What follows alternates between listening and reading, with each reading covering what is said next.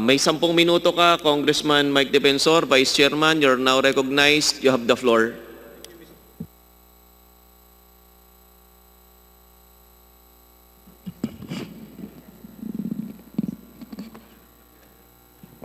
Maraming salamat, Mr. Chairman. Una po sa lahat, nais namin magpasalamat sa mga kasama natin from ABS-CBN.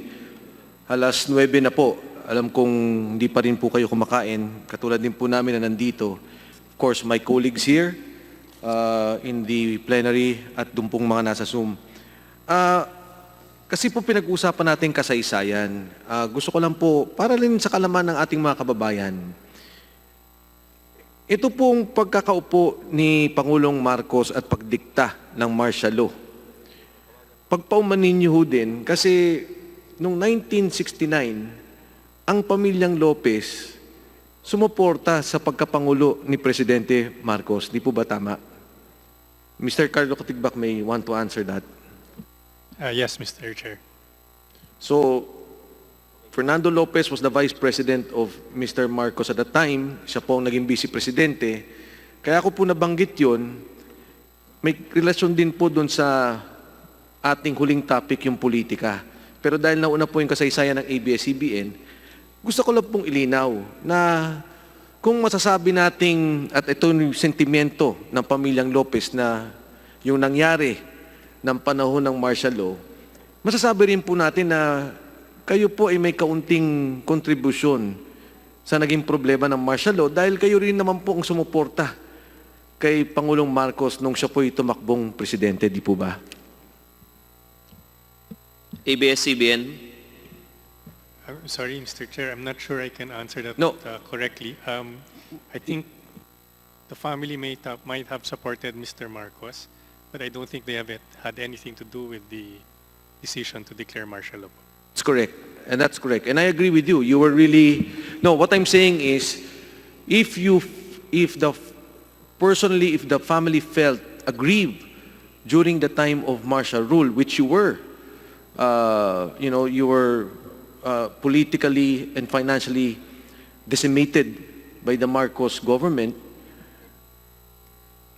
We were very young at that time, but you have to understand that it was also the Lopez family who supported the presidency of Ferdinand Marcos. Isn't that correct, Mr. Katigbak?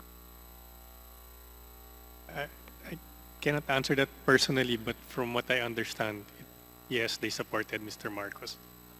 Kaya ko po nabanggit yun, Mr. Katigbak, kasi nga sa pagdaan ng kasaysayan at talaga namang malakas ang ABS-CBN, malakas ang inyong impluensya kung sino magiging Pangulo at leader ng bansa, yan po yung mga nagiging implikasyon at nagiging problema sa ating sitwasyon na doon panahon na yon, nung nakita ni Mr. Marcos na talagang malakas kayo at maaring nilalabanan nyo na siya, biglang nagdeklara ng martial law. At dito nga po tayo napunta sa problema natin sa ngayon.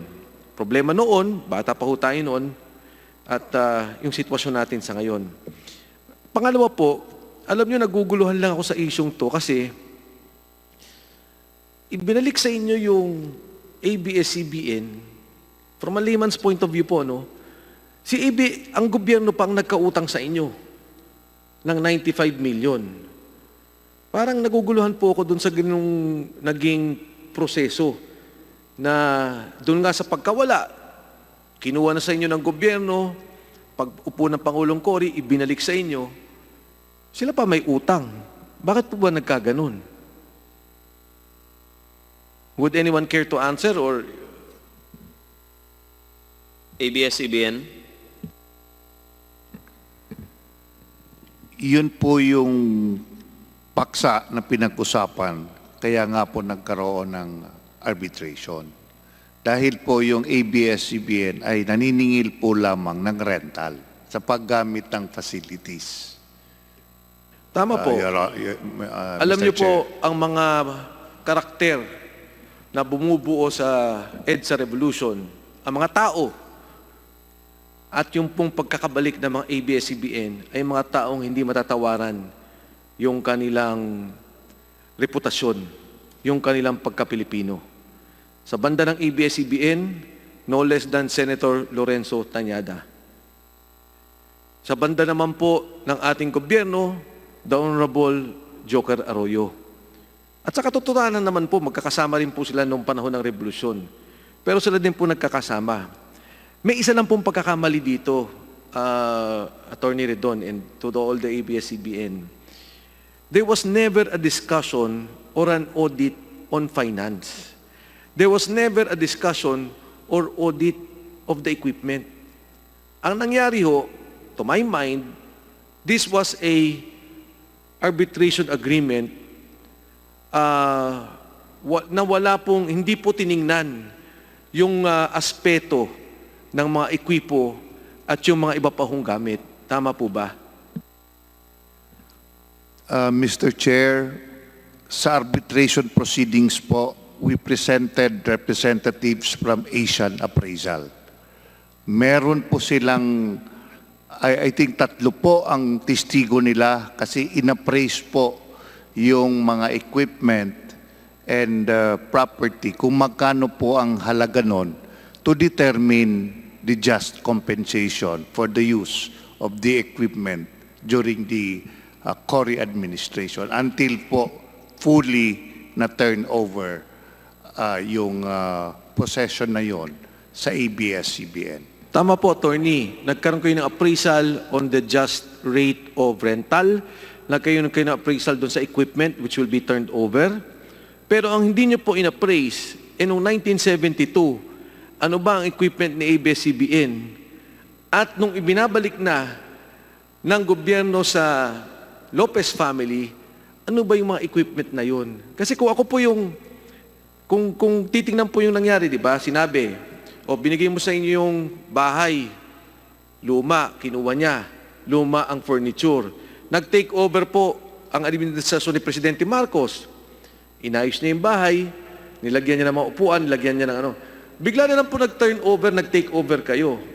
Hindi nakita kung ano yung, hindi nagkaroon ng audit, kung ano yung dati at ano yung ibinalik sa inyo. Hindi ko nakikita sa agreement kung ano yung utang nung kinuha ninyo at nung ibinalik sa inyo. For example, from what I understand, ang sinasabi na ho ng gobyerno is, ng Lopez family, for the government to take over so that the loans will be paid for by the government. There's an assertion to that effect. Eventually, government paid for that. Ano ba yung utang na yun? Hindi ko naintindihan. If you look at the agreement, ang inyo lang po pinag-usapan, yung rental ng RPN 9 at ABS. So, yun lang po yung gusto ko lang sabihin na andyan po yung arbitration agreement but wala pong klaro sa aking from the side of finance, ano ba yung dati at ano yung ibinalik ng gobyerno sa ABS-CBN Lopez family. Tulad po ng sinabi ko po, nagkaroon po ng appraisal. Kasi nga po, kung babasihan po natin from 1972, definitely po, may mga nawala na rin pong mga facilities. From 1972 to 1986, matagal po yun. So, nung ibinalik na po, ay kung ano lamang po yung meron po kasing, I think there was an inventory na we even also presented witnesses ng mga dating empleyado ng ABS-CBN. Sila po ang nagpatunay na nung tinake over po yan since martial law or even until nung martial law po, ay yun po yung mga existing na mga ekwipo ng ABS-CBN. Okay po, Mr. Chairman. Anyway, let's not argue on that. I would just ask the PCGG because from a letter of Commissioner Mildred Aguilar Flyder of the PCGG, and if I may just cite yung pong sinabi niya, although our orders of July 17 and 21, 1986 limited the transfer of said assets, which are the broadcast equipment, to only the use and physical possession thereof without prejudice to the final adjudication of ownership and title thereto. The undersigned is constrained to repeat some concerns. This was the opposition of Commissioner Mildred Flyder to the PCGG on the transfer of custody and control of sequestered assets. Anyway, let's not belabor the point. Andyan na naman po yan. I just wanted to raise. And if I may ask PCGG to submit that letter to the committee. Ang huling tanong ko po, Mr. Chairman, at siguro naman ho, sa history, I do not know when this will be taken up. Noong 2010, 2014 ho, nagsubmit na kayo ng renewal. Ano po nangyari? Kasi ngayon ho, under COVID, under pressure, 10 months, pinipilit nating aprubahan o pag-usapan tong prangkisa. You can imagine, noong pong 1986-87, ibinalik ng Pangulong Aquino sa inyo ang prangkisa. In 2014-2016, the President is the son of former President Cory Aquino. I would think there is at some point some congruence in terms of principles, in terms of perception, no, or political camp, if you may, meron po kayong pagkakaisa sa isip at kampo pampolitika ng Pangulong Noynoy Aquino. Ano pong nangyari 2014 at hindi napurso ang inyong prangkisa? I can only answer factually, Mr. Chair, that there was no hearings scheduled for the franchise in I think it was the 16th Congress. Kahit isa pong pandinig sa prangkisa ng 2014? Sorry po, there Apo. was one hearing. There was only one hearing scheduled po. Ito po yung bill na final ni Congressman Agabao, if I'm not mistaken. Opo. So matapos po ng isang hearing, ano po nangyari? It was not acted on by the committee, Mr. Chair. Kasi alam niyo po, Mr. Katigbak, ito pong sitwasyon namin, and I think I can speak for some who are asking questions. Alam niyo ho, dito sa social media, araw-araw tumitira yung mga pro-ABS, anti-ABS. Kami po yung napagitna sa isang sitwasyon na 10 buwan pinipilit naming i-hearing to. Ngayon ho, ilang COVID nga tayo, suspended ang hearings, ang session, nandito ho kami. Bakit ho hindi nyo kayo nagpurso ng 2014? Bakit hindi po nagsalita mga taga-CBN ang mga artista na nagsasalita ngayon noong 2014 to 2016 na panahon naman po ng Pangulong Noynoy Aquino? Ay, di ko po masasagot yung sa 2014 po. But sa ngayon po nagsasalita yung mga artista at empleyado kasi tinanggalan po kami sa ere. I think more than any other reason, that's why people started speaking out po, Mr. Chair. Klaro ko lang po, no? Nagkaroon ng cease and desist, kayo po ang nagsara. Dahil kung lalabanan nyo po yun sana, pwede naman. Pero at any rate, nung pong 2014-2016, ang luwag ho ng panahon natin eh. Nung panahon ni Noynoy Aquino. From 2014 to date, 6 years. At pinapayagan po yan na pwede kayong mag-apply ng mas maaga at mag-renew ng mas maaga ng inyong prangkisa, ng inyong lisensya at kung anong paman po na pinanghahawakan.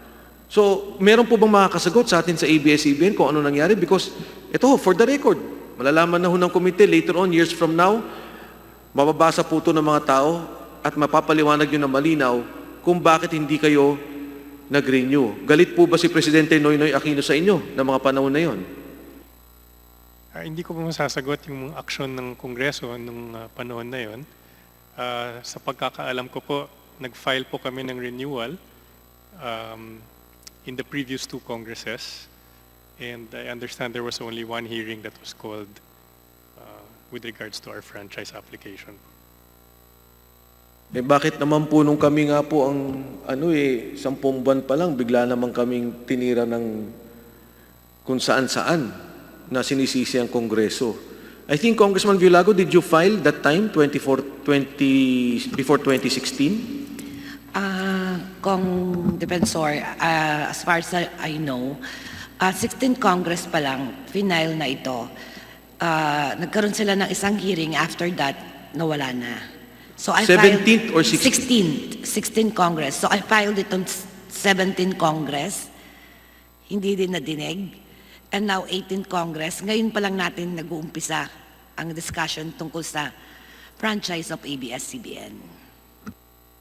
So sa makawatuwid po, nung 16th Congress, hindi po si Congressman Chicoy Alvarez, 17th Congress, hindi pa si Congressman Chicoy Alvarez, nung second half. Di ba ho? Asa na po? Wala po naging hearing. Opo, 17th Congress is under the chairman of Chicoy Alvarez. Wala pong hearing na naganap. And then ngayong 18th Congress, last March 10 lang kami nagkaroon ng hearing with the Speaker Cayetano po. Okay. Hinintay ka lang ng ABS-CBN, Congressman Mike Defensor.